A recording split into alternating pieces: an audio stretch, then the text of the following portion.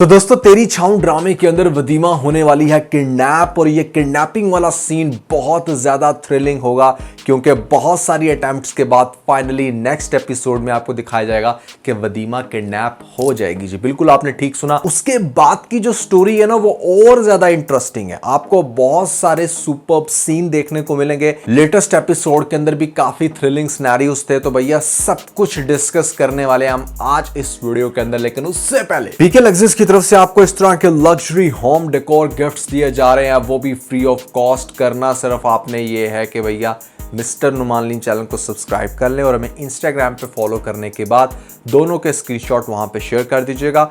10, 15, 20 हजार तक के गिफ्ट जो हैं वो आप में से 100 लोगों को दिए जाएंगे जैसे ही मिस्टर नुमानलीन चैनल पर 1 मिलियन सब्सक्राइबर कंप्लीट होते हैं। तो फिर इंतजार किस बात का, जल्दी से सब्सक्राइब करने के बाद हमें स्क्रीनशॉट भेजना मत भूलिएगा। PK Luxus. We don't sell crap. सबसे पहले आपने लेटेस्ट एपिसोड देखने के बाद एक चीज मिस करा दी होगी जिसका मैं ध्यान आपको अब डलवाऊंगा कि भैया आपको याद होगा दुआ वाला केस, जहां पर एग्जैक्टली आपको यही चीज देखने को मिली थी कि भैया बाप जो था ना वो फुल टाइम जिद पकड़कर बैठा था कि मेरी बच्ची किडनैप हुई है।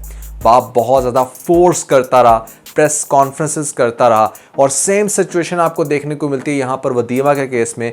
वही इमोशनल ब्लैकमेलिंग और ख़ास तौर पे वही वर्डिंग, यहाँ पर ये बाप भी वही बात करने लग रहा है कि मेरी बच्ची कमसन है, मेरी बच्ची इमैच्योर है, दिस एंड दैट, जबकि बच्ची अपनी मर्जी से ऑलरेडी निकाह कर चुकी है और वो सबको ये बता चुकी है कि वो इसके अंदर खुश है। जो रियल इंसिडेंट हुआ था दुआ ज़ैनब का, वहां पर तो वो लड़की बाकायदा आके से जो है वो वीडियोस बनाकर बताती थी कि ऐसा कुछ भी नहीं है, जिसको भी बाप झुटलाता रहता था कि हाँ भाई ऐसे में उसके ऊपर कोई प्रेशर है व्हाटसोएवर। सो अब मैं उस केस में तो नहीं जाऊंगा, लेकिन मैं आपको ये बताना चाहूंगा कि this drama, in fact this scene is full time inspiration of that incident जो कुछ अर्सा पहले हमें देखने को मिलता है। कराची की लड़की थी, लाहौर आकर शादी कर ली उसने अपने बॉयफ्रेंड के साथ और फिर बहुत सारे इश्यूज हुए, आप सब लोगों को याद होगा। सो ये सारा सिनेरियो वहां से निकल कर आता है और अब बाप ने ये बात बना ली है कि हाँ भी मेरी बच्ची छोटी है। दैट्स द रीजन कि he was asking about CNIC कि भाई उसका CNIC कहाँ पर है, ताकि वो या तो CNIC को छुपा दे या फिर कुछ भी अदली बदली करने का फेक सीन बनाकर प्रेजेंट कर सके। मेरा सबसे पहला क्वेश्चन ये है कि भैया ये आप कमसन वाला सीन लगा ही नहीं सकते क्योंकि लड़की ने शादी कर ली है। अब बहुत सारे लोग कहेंगे कि कमसन लड़कियों के साथ भी तो शादी होती है। नहीं, अब यहाँ पर रूल्स चेंज हो चुके हैं। अगर आप अंडर एज हो तो मेरे नॉलेज के मुताबिक यहाँ पर आपका जो निकाह खां है वो नहीं करवाता शादी। तो आप, मेरे ख्याल से शायद पंजाब का है 16 साल का, हिंद कराची का तो 18 साल तक की रेंज है। तो इस तरह का कोई सीन है। और अगर आप फिर मेच्योरिटी की एज में शादी कर रहे हो तो आप कमसन कैसे हुए, आप कैसे अंडर एज हुए? तो बाप का ये क्लेम ही इनवैलिड है कि मेरी बच्ची जो है वो अभी अंडर एज है। अंडर एज है तो भैया शादी कैसे होगी? और शादी इसकी हुई भी कोर्ट के अंदर है, किसी मौलवी ने निकाह नहीं पढ़ाया। You must keep that into your account as well कि भैया यहाँ पर वो तो बिल्कुल भी सीन कमसन या अंडर एज बच्ची के साथ नहीं हो सकता। तो मुझे समझ नहीं आती कि किस किस्म का केस है जो यहाँ पर उसके बाप ने डाल दिया और फिर इतनी ज़्यादा टेंशन ले। अव्वल तो पहली बात तो ये है कि जब दो हस्बैंड वाइफ अपनी मर्जी से शादी कर लें, दोनों मैच्योर हैं, तो दुनिया की कोई भी ताकत आई थिंक कि उनको हिला नहीं सकती, अनलेस कि आप पर्सनल लेवल पर दुश्मनी करो, धमकाओ या किसी भी तरह से कुछ भी करो। तो ये एक बड़ी अजीब सी बात है। हाँ, कुछ ऐसा सिनेरियो दिखाते कि शुरू से उसके पास CNIC ना होता, ये भागकर शादी करते, मौलवी बिल्कुल आम सा होता, उसने शादी करवा दी बिना CNIC के, फिर यहाँ पर ये केस बड़ा ही टैके वाला होना था और आपको ड्रामे के अंदर मज़ा भी डबल आना था। सो फाइनली मेरी वो बात सच्ची साबित होगी जो मैंने आप लोगों को कहा था। बहुत सारे लोग कह रहे थे कि नहीं ऐसा नहीं है, लेकिन लेटेस्ट एपिसोड में एक सीन आपको ऐसा दिखाया गया जहां पर हमारे सलार की जो दोस्त है उसको बहुत फील हो रहा है कि जिस तरह से दुआ हर वक्त चिपकी हुई है सलार के साथ, क्योंकि उसकी दोस्त भी फीलिंग्स रखती है। अगर ये फीलिंग्स रखती थी तो पहले कैसे आगे बढ़ बढ़ के सारी हेल्प करवा रही थी, बुर्का पहन के जाके इसने वहाँ से उसको भगाने में भी हेल्प की। सो अब एकदम से आपको दिखाया जाएगा कि इसको वाकई ना सलार से मोहब्बत हो गई है। बंदा पूछे पहले ये मोहब्बत कहाँ पर थी, तुझे निकाह के बाद ही उसकी मोहब्बत हुई है? जैसे वदीमा के बाप ने प्रेस कॉन्फ्रेंस की है ना, आइडियली होना ये चाहिए था कि सलार और वदीमा भी प्रेस कॉन्फ्रेंस करते हैं जवाबी और बताते हैं कि भैया ऐसा कुछ भी नहीं है। और मुझे नहीं पता ये कौन सा मीडिया चैनल था कि जहाँ पर एक खबर आई क्या कि मतलब हर जगह पर ढिंढोरा पीटा गया कि हाय हाय पूरे शहर में बदनाम होगी मुन्नी। ऐसा नहीं होता भैया।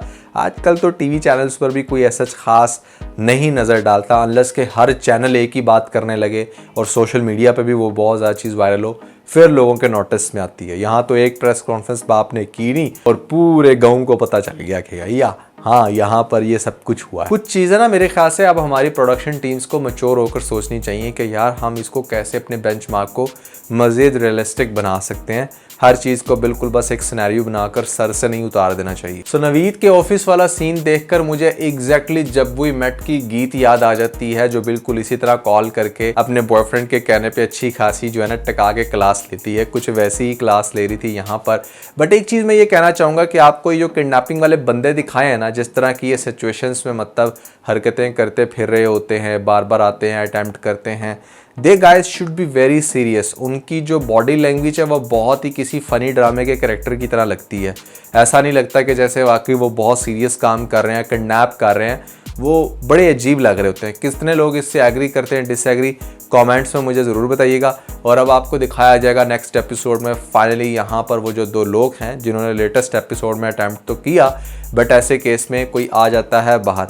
बंदा पूछे अगर तुम इतने ही बड़े क्रिमिनल हो तो तुम्हारे पास तो मतलब यहाँ पर चांदनी थी कि एक की जगह 2 लड़कियां मिल रही, सलार की बेगम साथ में उसकी कम उम्र बहन भी। तो ऐसे में तो भैया तुम एक की जगह 2 लेकर जा सकते थे। तुम कैसे वहां से दुम दबा के भागे कि जैसे पता नहीं क्या हो गया। शायद इनमें एक बंदा सेंसिबल था भी, वो ये कह भी रहा था कि नहीं सलार नहीं है, अगर सलार होता तो वो फ़ोन ना करता या दिस एंड दैट।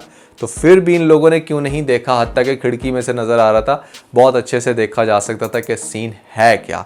सो ये वो सारी चीज़ें हैं जो ड्रामे के अंदर कुछ इंटरेस्टिंग है, कुछ थोड़ी सी बोंगिंग भी, but overall drama super interesting है। और नेक्स्ट एपिसोड में आपको दिखाया जाएगा कि हमारी वदीमा किडनैप हो जाएगी इन्हीं 2 बंदों की वजह से। सलार बेचारा परेशान होगा। सलार पहले तो जाके नाक मुंह तोड़ेगा इस नवीद का जो बार बार तंग करने लगता है। और आपको दिखाया जाएगा अदालत वाला बड़ा ही इंटरेस्टिंग सीन, जहां पर वो जो बाबा है जिसको हायर करके अपना केस ये लोग वीक कर देंगे, तो वो अगली पेशी के अंदर अच्छे से केस को लेकर नहीं चलेगा, जिसकी वजह से अदालत हो सकता है कि बहुत ही ज़्यादा पॉजिटिव रिमार्क्स थे फॉर द दुआ फादर साइड। तो इस तरह से उनको लगेगा कि हम तो केस हार रहे हैं। लेकिन अभी अदालत शायद कोई अच्छा सा फैसला ना कर पाए, या अदालत बहुत ज़्यादा वदीमा कबाब ये केस जीतने वाला हो, तो यहाँ पर वो केस जीतने वाला होगा, वहाँ पर वदीमा ही गायब हो जाएगी। फिर वदीमा को सारे ढूंढेंगे। उल्टा ये हो सकता है कि वदीमा का बाप इस चीज़ पर भी केस कर दे कि चूंकि ये लोग केस हार रहे थे इसलिए इन लोगों ने वदीमा को ही गैप करवा दिया, इस बंदे ने खास तौर पे, तो वो इसको अंदर करने के लिए सब कुछ कर सकते हैं। लेकिन भैया वो तो रोड के हर किनारे पोस्टर लेकर फिरेगा, छपवाएगा जगह जगह कि मेरी बीवी गुम गई।